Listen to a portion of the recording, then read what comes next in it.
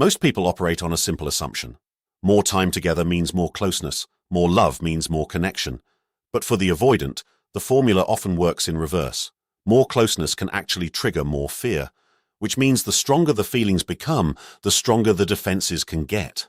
That's why you can sense the avoidant genuinely cares about you and still watch them pull away. Both things can be completely true at the same time. Here's what's actually happening beneath the surface. The avoidant carries hidden fears around what intimacy could ultimately cost them. Losing independence, being controlled, being trapped in something they can't escape, being exposed as not enough. These aren't logical fears, they live in the nervous system. And when they're active, bonding slows down, not because the avoidant doesn't care, but because some part of them is constantly scanning for threat. Now here's where it gets really important.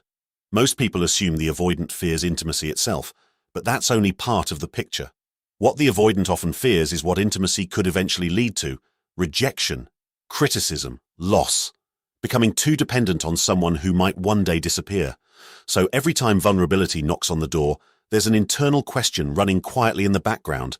What happens if I let this person see who I actually am? And until that question feels safe to answer, real bonding stays just out of reach. There's another layer to this that most people never see. Many avoidants enter a relationship with one foot emotionally hovering near the exit. Not because they're planning to leave, but because leaving feels safer than being left. As long as that escape route feels necessary, they're never fully present. Real emotional investment begins when they slowly stop preparing for the relationship to fall apart. And here is what the avoidant will rarely admit out loud. Most of them genuinely want closeness, deeply. The desire for connection is real. The problem is not the wanting.